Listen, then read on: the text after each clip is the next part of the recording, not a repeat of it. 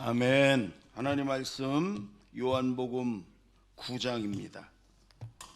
신약성경 요한복음 9장 1절부터 12절까지 저하고 한 절씩 교대로 봉독합니다. 예수께서 길을 가실 때 날 때부터 맹인된 사람을 보신지라. 제자들이 물어 이르되 랍비여, 이 사람이 맹인으로 난 것이 누구의 죄로 인함이니까? 자기이니까 그의 부모이니까? 예수께서 대답하시되 이 사람이나 그 부모의 죄로 인한 것이 아니라 그에게서 하나님이 하시는 일을 나타내고자 하심이라. 때가 아직 낮음에 나를 보내신 이의 일을 우리가 하여야 하리라. 밤이 오리니 그때에는 아무도 일할 수 없느니라. 내가 세상에 있는 동안에는 세상의 빛이로라. 이 말씀을 하시고 땅에 침을 뱉어 진흙을 이겨 그의 눈에 바르시고 이르시되 실로암 못에 가서 씻으라 하시니, 실로암 번역하면 보냄을 받았다는 뜻이라. 이에 가서 씻고 밝은 눈으로 왔더라. 이웃 사람들과 전에 내가 거린인 것을 보았던 사람들이 이르되 이는 앉아서 구걸하던 자가 아니냐? 어떤 사람은 그 사람이라 하며 어떤 사람은 아니라 그와 비슷하다 하거늘 자기 말은 내가 그라 하니, 그들이 묻되 그러면 내 눈이 어떻게 떠졌느냐? 대답하되 예수라 하는 그 사람이 진흙을 이겨 내 눈에 바르고 나더러 실로암에 가서 씻으라 하기에 가서 씻었더니 보게 되었노라. 그들이 이르되 그가 어디 있느냐? 이르되 알지 못하노라 하니라. 아멘. 우리 교회가 이 예배당을, 이 본당을 저 교육관에서 지하에서 예배드리다가 2008년에 줬어요. 13년 됐어요. 지금 와서 보니까 조금만 더 크게 질 걸, 이런 생각이, 조금만 더 크게 졌으면 이제 코로나 이제 끝나면 이제 2부 3부가 막 좀 앉을 자리가 없게, 그러면 강대상을 더 뒤로 밀어서 여기 한 줄 또 놔야 되나, 뭐 이런 생각도 있고 그래요. 넓힐 데가 없어서. 어쨌든 그 아쉬운 것도 있지만 잘 졌다, 이런 생각이 드는 게, 이 강대상에 있으면요 이렇게 한눈에 다 보여요. 여기 앉은 성도들이 천석인데, 그래서 조는 거 다 알아요. 뭐 딴짓하는 거, 이렇게 휴대폰 보는 거 다 알아요. 네, 다. 그러니까 집중해야 돼, 예배. 또 하나 좋은 거는 여러분, 십자가. 여러분, 저 십자가가요 내려놓으면 엄청 큽니다. 그 제가 그때 이 십자가 이렇게 클 필요가 있냐 그랬더니 우리 설계한 정우영 장로님이 이 정도는 해야 된다고. 그래서 했는데 너무 좋아요. 이제 멀리서 이렇게 봐도, 아주 밤에도 이렇게 불 들어오면 너무 잘 보이고, 그래서 이 지역을 밝히는 우리 십자가라 너무 잘 졌어. 근데 그런 거보다도 더 저는 잘 졌다고 그러는 게 뭐냐면, 1층에 이렇게 들어올 때 계단식으로 안 하고 밋밋하게 해가지고요, 휠체어가 이렇게 들어와 가지고 엘리베이터를 통해서 예배당까지 올 수 있는 게 그게 제일 잘한 거예요.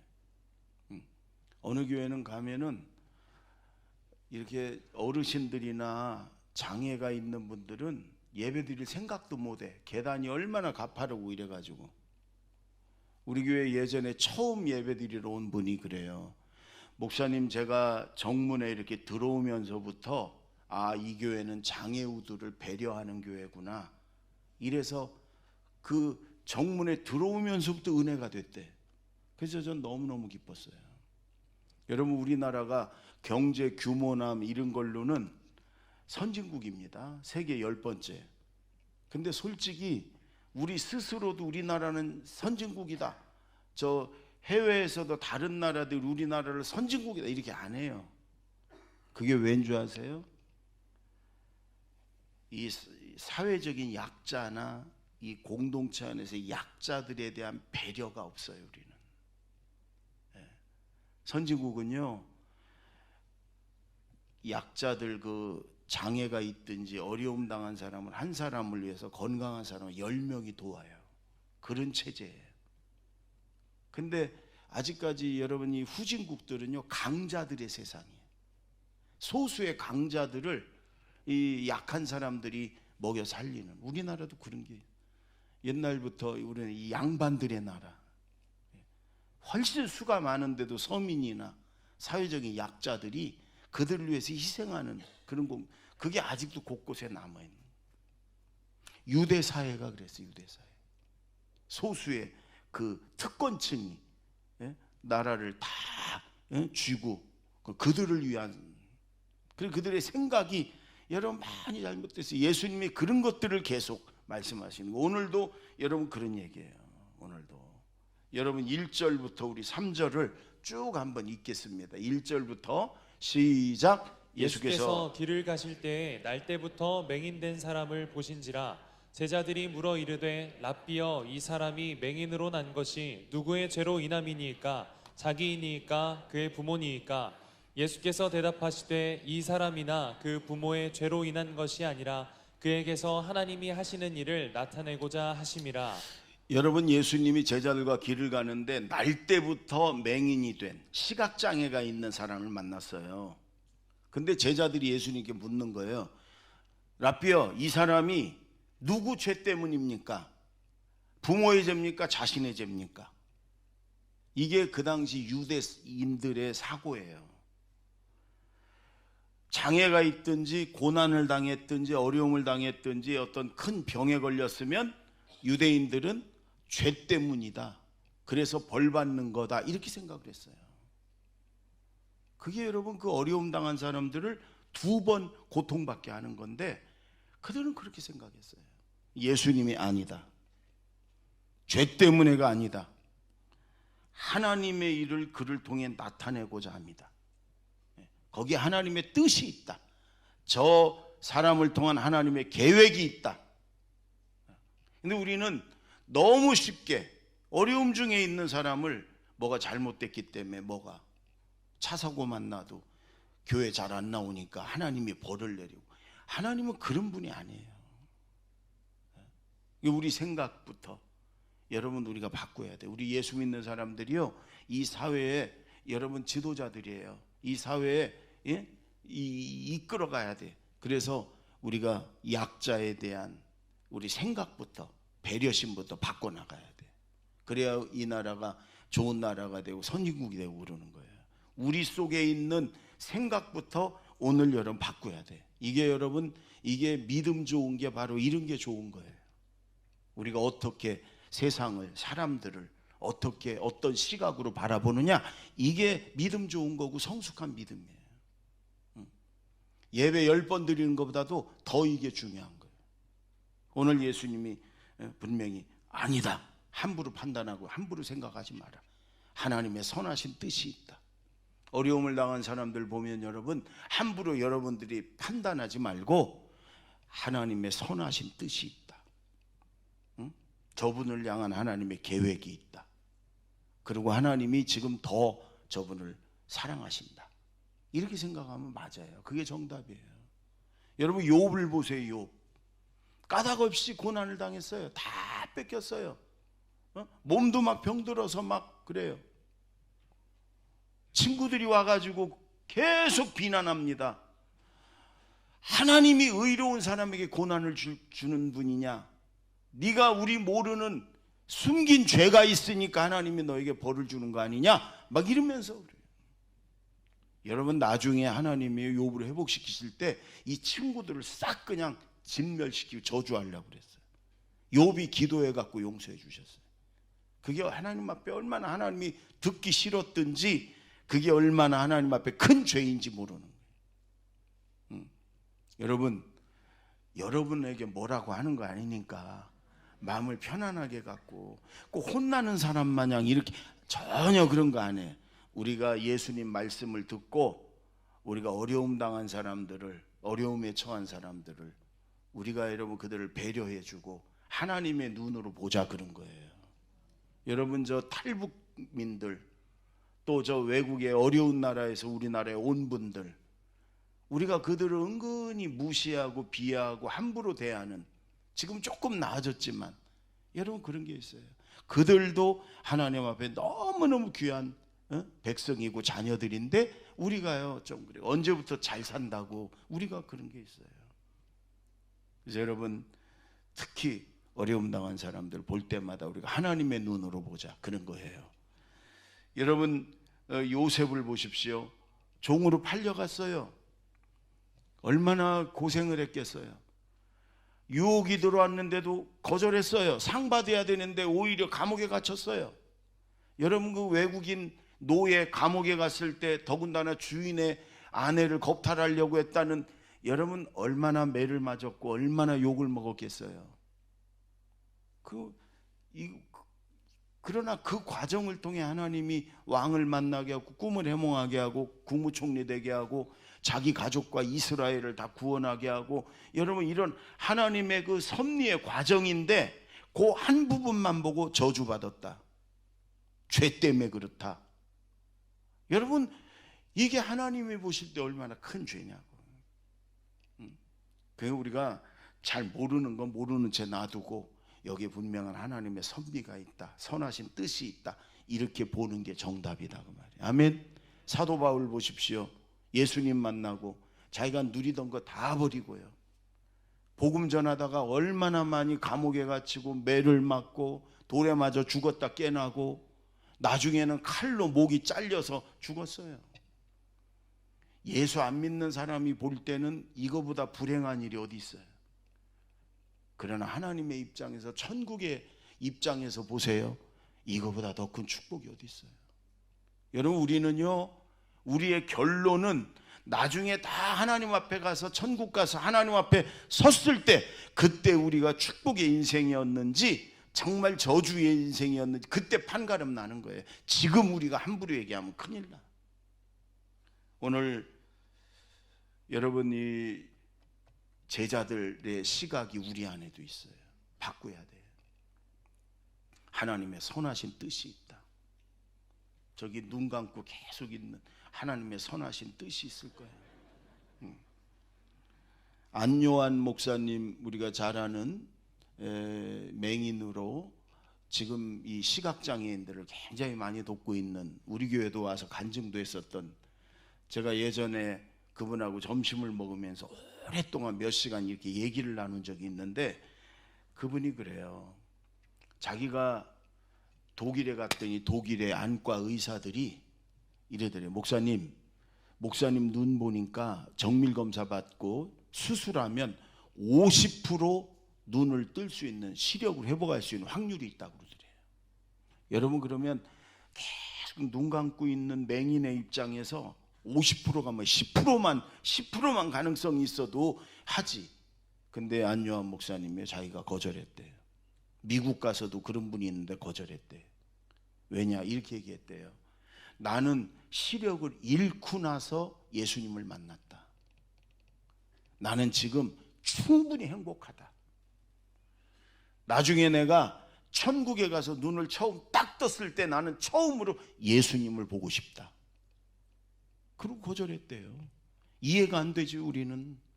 그러나 그분은요, 지금 충분히 주님과 함께하고, 오히려 어떻게 보면 안 봐야 될 것들을 안 보니까 더 행복하고. 여러분, 그분을 누가 저주라고 얘기하고 징계받는다고, 벌받는다고 얘기할 수가 있겠어요. 그래서 여러분, 우리의 시각이, 우리의 함부로 판단하는 그런 잘못된 그런 생각이 바뀌어야 된다. 아멘. 어려움을 당한 분들이 있으면 함부로 회개하시오 어쩌고 하나님이 됐냐 그러지 말고, 얼마나 그게 영적으로 무식한 일인지도 모르고 그러지 말고, 저분에게 하나님의 선하신 뜻이 있다. 지금 하나님이 저분을 더 특별히 사랑하시는 거다. 이렇게 바라보면 그게 정답이다. 아멘. 예, 함부로 판단하고 함부로 말하지 마시기 바랍니다. 5절 6절 두 번째 다 같이 읽습니다. 시작. 내가 세상에 있는 동안에는 세상의 빛이로라. 이 말씀을 하시고 땅에 침을 뱉어 진흙을 이겨 그의 눈에 바르시고. 여러분, 예수님은 내가 세상의 빛이다 이렇게 말씀하셨잖아요. 캄캄한 세상에. 여러분, 이분은 지금 이 날 때부터 한 번도 본 적이 없으니까 어둠 속에 산다고 할 수 있죠. 그래서 빛이신 예수님이 빛을 이제 주시는 건데, 여러분, 그런데 특별히 여기서만, 요한복음에서만 다른 곳에서는 맹인을 만나도 예수님이 그냥 말씀으로 그냥 눈뜨게 오냐 눈을 떠라 네 믿음이 널 구원했다 이러시는데, 여기서는 특별하게 침을 뱉어서 진흙을 이기실 정도면 침도 많이 뱉었을 것 같아. 그렇죠? 많이 뱉어서 이겨서 그 이긴 진흙을 눈에다 발라주는, 그리고 저기 실로암에 가서 씻고 와라. 특별한 여기만 나오는. 근데 이게 무슨 모습이냐? 예수님 왜 이렇게까지 하셨냐? 여러분, 예수님은 창조주 하나님이심을 지금 보여주시는 거예요. 진흙으로 뭔가를 만드는 건 창세기에 하나님이 사람을 빚을 때와 여기 두 번 딱 나와요. 그리고 여러분이 복음서가 마태복음은 예수님은 다윗의 뿌리에서 오시는 그 왕, 그분이다. 그래서 마태복음은 예수님을 왕으로 계속 이렇게 묘사를 하고 이어가요. 마가복음은 그분은 종이다, 종. 고난받는 섬김의 종으로 오셨다. 그래서 예수님이 고난받는 종으로서의 그 주제를 가지고 쭉 이어가요. 누가복음은 그러나 그분은 우리와 똑같은 사람이었다. 그래야 우리 죄를 뒤집어 쓰고 죽으시지. 신은 못 죽잖아. 그래서 누가복음은 예수님의 그 인성을 계속 주제로 써나가요. 요한복음은 뭐냐? 그러나 그분은 하나님이시다. 그분은 신이시다. 그래서 예수님의 말씀이나 이 예수님의 기적도 하나님만이 하실 수 있는 것만 기록을 해놨어요. 여기도 마찬가지. 예수님은 창조주 하나님이시다. 그걸 보여주기 위해서 진흙으로 여러분, 날 때부터 이 맹인인 분은 이게 이미 끝난 거예요. 치유가 아니에요. 치유가 아니에요. 재창조를 해야 되는 거예요. 그래서 예수님이 지금 창조주 하나님으로서 이분을 재창조하는 거예요. 이 눈을 창조 사역을 지금 하고 있는 거다. 여러분, 여기 진흙을 눈에 바르다, 이 바르다라는 말이 이 헬라어 원어로 에피크리오라는 말인데 두 단어가 하나가 된 거예요. 에피라는 말은 위에, 눈 위에, 크리오라는 말은 기름을 붓다 이런 뜻이에요. 기름을 붓다. 기름 부음 받으신 메시아이신 예수 그리스도께서 여러분 지금 진흙으로, 침을 뱉어 진흙으로 이 사람의 눈을 기름을 바르면서 재창조를 하시는 거단 말이에요. 그래서 우리가 믿는 예수님은 선지자 중에 한 분도 아니고 훌륭한 4대 성인 중에 한 분도 아니고 그분은 창조주 하나님이시다. 아멘. 그래서 베드로가 주는 그리스도시요 살아계신 하나님의 아들입니다. 그때 예수님이 흡족해서 쉬운 말로 말하면 100점 예수님 그러시는 거예요. 예수님은 그리스도라는 말은 기름 부음 받은 자, 메시아, 구원자 그런 뜻이에요. 예수님은 우리를 구원하신 구원자시고 살아계신 하나님의 아들입니다. 하나님의 아들은 하나님입니다. 그런 뜻이에요. 그래서 그걸 더 줄이면 예수님은 내 구주시요 나의 하나님이십니다. 예수 내 구주 나의 하나님. 해보세요. 시작. 예수. 그게 최고의 고백이에요. 예수님을 향한 100점짜리 고백이에요. 예수 내 구주 나의 하나님. 그리고 예수님은 창조주 하나님이십니다. 예수님은 창조주 하나님이십니다. 시작. 여러분 한 주간 동안 예수 내 구주, 예수님은 창조주 하나님이십니다. 이렇게 하루에도 여러 번씩 예수님을 생각하며 고백하세요. 그게 예수님을 향한 신앙 고백이고 우리가 그렇게 예수님을 향해 고백하는 것이 예배입니다. 예배. 예수 내 구주, 예수님은 창조주 하나님이십니다. 그럴 때 하나님이 우리 이 고백을, 예배를 기뻐 받으시는 거예요. 따라해 보세요. 예수 내 구주, 예수님은 창조주 하나님이십니다. 한 주간 동안 예수님 생각하면서 많이 그렇게 여러분 고백하시기 바랍니다. 아멘. 마지막 7절을 보세요. 7절 다 같이 읽습니다. 시작. 이르시되 실로암 못에 가서 씻으라 하시니 실로암은 번역하면 보냄을 받았다는 뜻이라. 이에 가서 씻고 밝은 눈으로 왔더라. 여러분, 지금 이 예수님이 그렇게 진흙을 잔뜩 발라가지고 침을 뱉어서 저 실로암에 가서 씻고 오라고. 예전에 우리 부모님들이 어렸을 때 벌레 이렇게 물리고 모기 물리면 침을 발라주셨어요. 그렇게 경험을 해본 분들은 연식이 좀 있는 분들이. 두 번째는 그 다음에 거기다 된장을 발라주고, 그게 이제 뭐 어떤 살균 효과가 있다고. 우리 애들한테 저도 모기 물리면 침부터 발라주거든요. 그러면 난리가 나요. 막 더럽다고 막. 여러분, 이 지금 시각장애인 맹인 입장에서는 예수님이 아직 하나님의 아들인지 몰라요. 근데 웬 사람이 길에서 만났는데 침을 태태 여러 번 뱉더니 진흙을 막 이기더니 눈에다 막 발라주는 거예요. 그러더니 저기 실로암에 가서 씻고 오라는 거예요. 여러분, 어려움 중에 있는 분은요, 그때 자존심이 더 세지는 거예요. 예민하고. 아니, 더러워 죽겠는데 물에다가도 아니고 여러분 침을 뱉고 거기다 진흙을 해가지고 저기 가서 실로암 가서 씻고 와라.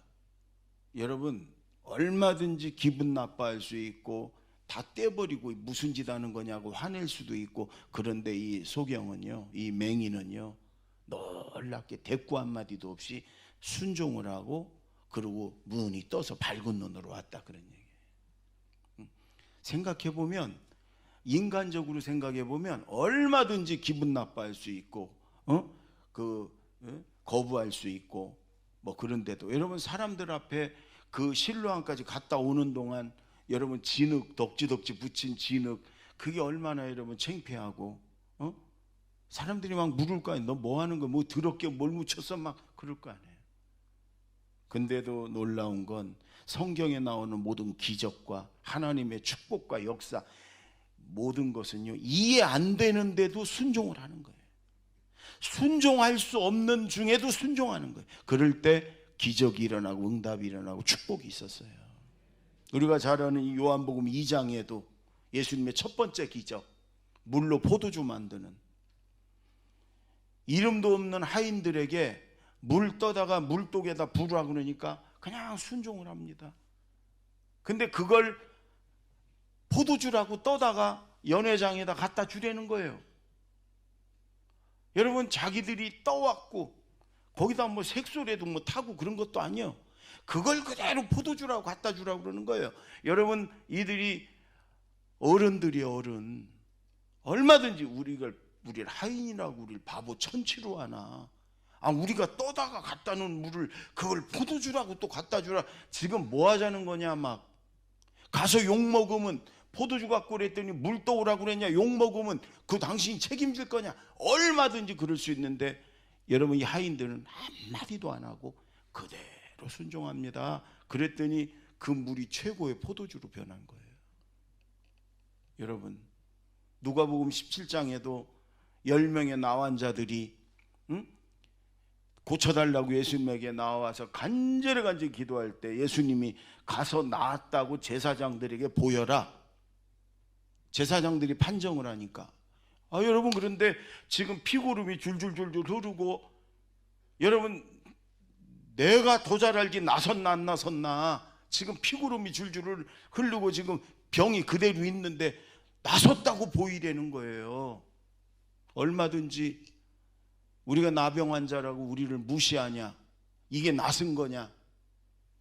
가가지고 제사장에게 보이면 욕만 먹지, 피구름이 줄줄 이게 나선 거냐. 얼마든지 항의하고 얼마든지 거부하고 그럴 수 있는데, 놀랍게도 이 10명은 그대로 제사장에게 나섰다고 보이러 가잖아요. 성경은 그렇게 써 있어요. 가다가 깨끗함을 받은지라. 순종하는 중에 기적이 일어나는 거예요. 순종하는 중에 여러분 응답이 있고 축복이 있는 거예요. 아멘. 왜 우리에겐 이런 기적이, 이런 응답이, 이런 축복이 없습니까? 정답은 순종이 없어서예요. 우리는 하나님 말씀하시고 감동을 주셔도 내가 그걸 한 번 더 걸러 내 마음에 드나 안 드나, 내가 하고 싶은가 안 하고 싶은가, 그래서 내 마음에 들고 내가 하고 싶은 건 해요. 그러나 그러지 않은 건 그냥 못 들은 척해요. 여러분, 우리가 성경을 읽을 때, 묵상할 때, 또 이렇게 설교 말씀을 들을 때, 기도하는 중에, 찬양하는 중에, 예배 드리는 중에 하나님은 성령으로 우리에게 말씀하세요. 깨닫게 하세요. 감동을 주세요. 무엇을 하라, 하지 마라 말씀하세요. 내려놔라, 가라, 가지 마라, 용서해라 말씀하시거든요. 근데 그러면 우리는 그대로 순종하면 하나님이 또 분명하게 또 구체적으로 말씀하시는데, 우리는 그걸 그대로 순종하지 않고 내 마음에 드는 건 순종하고 내 마음에 안 드는 건 안 하고, 내가 하고 싶은 건 순종하고 내가 하기 싫은 건 안 하고, 그러니까 하나님도 더 이상 우리에게 성령의 감동을, 깨달음을 안 주시는 거예요. 그러니까 우리에게 아무런 하나님의 기적이, 응답이 없는 거예요. 한 주간 동안 여러분 성경을 읽고 기도하고 예배드리고 말씀 듣고 그러면서 여러분 성령에 좀 예민해서 귀를 좀 하나님께 기울이고, 하나님이 나에게 뭐라고 하시나 잘 들어보세요. 틀림없이 하나님은 말씀하시는 하나님이에요. 따라해보세요. 말씀하시는 하나님. 그게 성령을 통해 감동과 깨달음과 이런 걸 논단 말이에요. 우리 생각 속에, 마음 속에. 그럴 때 여러분 그대로 순종하세요. 따라해보세요. 그대로 순종하자. 놀라운 일이 일어납니다. 하나님의 순종 뒤에는 반드시 놀라운 일이, 하나님의 축복이 있고 응답이 있고 기적이 있어요. 그대로 순종하세요. 아멘. 그래서 여러분 살아계신 하나님의 기적과 응답과 축복을 경험하는 저와 여러분이 되시기 바랍니다. 순종 뒤에 반드시 하나님의 놀라운 역사가 있습니다. 순종 안 하면 아무것도 없습니다. 근데 우리는 선택을 해갖고 순종을 하니까 아무것도 없는 거예요. 하나님은 100% 그대로 순종할 때 이런 기적이 우리 삶에도 지금도 하나님은 살아계시니까 일어날 줄로 믿습니다. 오늘 여러분 예수님이 실로암에 가서 씻고 오라고 그래요. 실로암은 오늘 나오죠. 보냄을 받았다는 뜻인데, 예수님 자신이 늘 나는 하나님으로부터 보냄받은 자다. 실로암은 예수님을 말하는 거예요.